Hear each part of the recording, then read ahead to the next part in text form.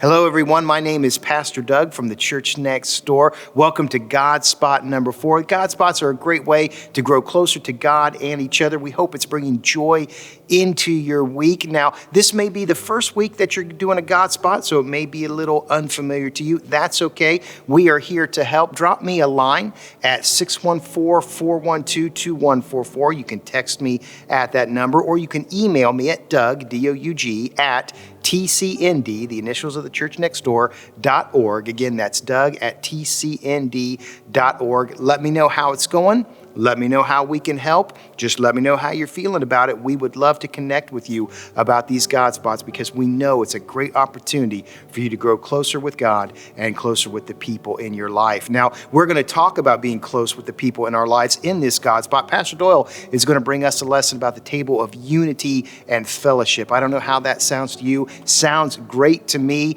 What could be better than being united with the people around you, your neighbors, your friends, your family members, the people you work with or go to the store with or go to church with? It's a beautiful opportunity we have here. Pastor Doyle is going to teach us about it just in a minute. But before he gets there, I would like to offer a quick word of prayer. Heavenly Father, I thank you for the friends who have spent their time to be with you, to be with us, to go through your scriptures, to be touched by your Spirit. I pray that Scripture, Spirit, song, all of that will fill these next couple minutes, and we will truly be united with you and the people in our lives. In Jesus' name we pray. Amen.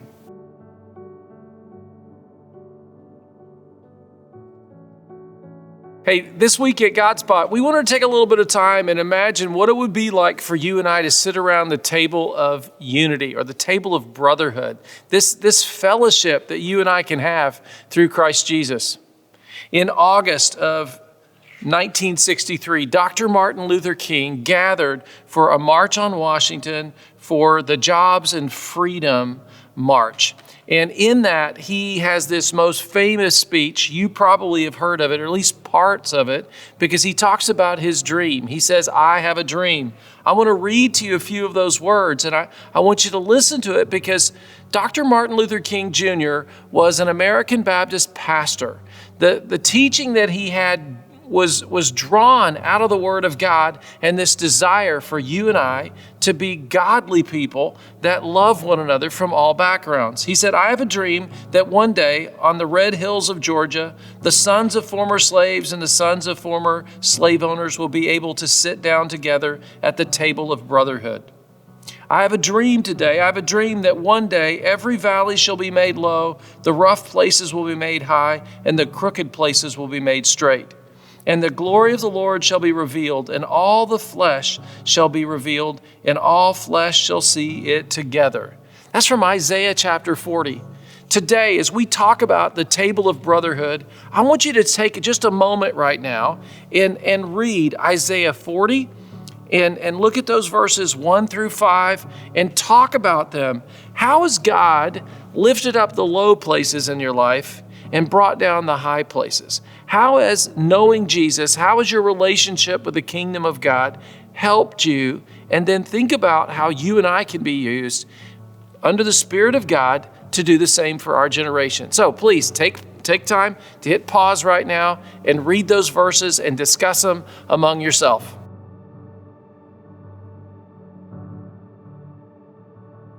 All right, welcome back. So today we're talking about the importance of unity and fellowship. And I believe there's no way for you and I to truly have fellowship and unity without Christ Jesus. See, it's recognizing that we're all sinners that helps us see our need for a Savior. And Jesus, the Messiah, died on a cross so you and I can be brothers and sisters. The reason that we want to sit at the table together is because we recognize we have a common bond in Jesus. So today, I want us to take some time, listen to my friend, Pastor Brandon Mathis. He's going to be here with me in an interview. I want you just to watch. It's just a short 3-minute clip, a discussion that Brandon and I had several weeks ago about this whole issue of the Table of Brotherhood. It comes from a book he wrote. The Table of Brotherhood, as you said, is from Dr. King's speech, I Have a Dream. that one day on the red hills of Georgia, the sons of former slaves and the sons of former slave owners will be able to sit down at the table of brotherhood as brothers and sisters. And so that table, I believe, it's what's missing in race relations. That's right. Because the sons of former slaves have a different history in America than the sons of former slave owners. That's right. We're both a part of the American story. We're both a part of the history of America, but we come from two different perspectives because we've had two different experiences. And so we're talking about issues that each one is seeing through a different lens. That's right. And this different lens, I often say perspectives are not wrong, they're just incomplete. My perspective is not wrong. It's coming from my vantage point and my experiences. Your perspective is not wrong. It's coming from your vantage point and your experiences. But they're incomplete until they actually come together. That's right. And we talk about what we see.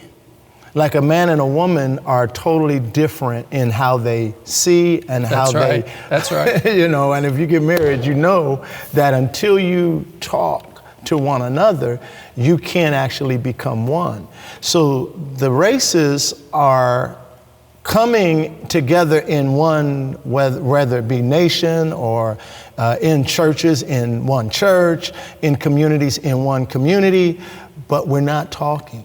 We're not dialoguing. We're not sitting at that table of brotherhood to actually see what the other sees, understand what the other has gone through, and how we can actually become brothers and sisters. And so this book is basically giving perspectives of the history of African Americans and giving a overview of what the scriptures actually say about reconciliation. That's right. And how we are to reconcile across divides, across racial spectrums or across cultural spectrums.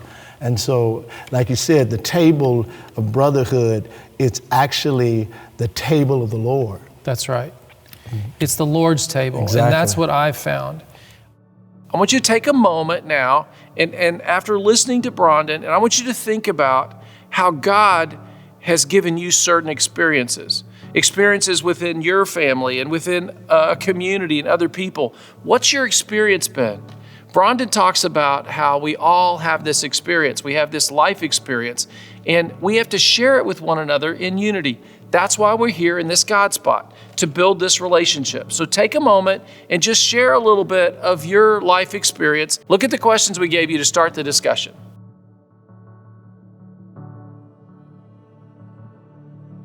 So this last piece is we want to talk about how to participate. How can you and I participate? And Brandon has given us some insight. The Word of God has given us some insight. But you and I have to have some groundwork. The only way you and I can build bridges of unity and fellowship is if we, first of all, agree. We have to agree to sit down. Look at this verse. It's from Amos chapter 3, verses 8 and 9. Do two walk together unless they've agreed to do so? Does a lion roar in the thicket when it has no prey? Does it growl in its den when it has caught nothing? The first no is no. Two cannot walk together unless they've agreed. In the same way that a lion doesn't roar unless he's actually in the process. Well, people roar because they're in the process of a fight. And if you and I agree first to sit down and we agree that we're not going to fight, but we're going to talk to one another, and that's the key. The first thing we have to do is agree to sit down and talk. That's why we're here in this God spot. But will you make the covenant to be the kind of person that will sit down and listen to another person and talk to another person? Take a moment. Let's look now at Matthew 18, verses 18, 19, and 20. Truly I tell you, whatever you bind on earth will be bound in heaven, and whatever you loose on earth will be loosed in heaven. Truly again, I tell you that if two of you on earth agree about anything, and ask for it, it will be done for them by my Father in heaven. For where 2 or 3 gather in my name, there I am with them. Jesus lays out this principle that you and I have to work at things together. That's why we're here. We're learning to work at life together and to pray together. So today, I want you to look at this idea of prayer and listening and agreeing, and let's make an agreement. Let's make an agreement that we're going to work together and we're going to build bridges and relationship and we're going to fellowship and do life together. But let me ask this. What's the hardest part about doing this for you? Take a moment and sit down and lay out your questions and how you're going to agree together. We've given you the discussion guide. Follow it, please, at this time. I believe that God has called us in this very critical time in our nation to make a difference. And by you and I agreeing to do this, we can change our world.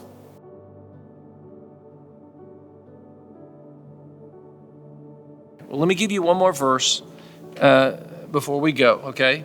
It's James 1:19. It says, "My dear brothers and sisters, take note of this. Everyone should be quick to listen, slow to speak, and slow to become angry." I believe this should be our core value of meeting together in a God spot.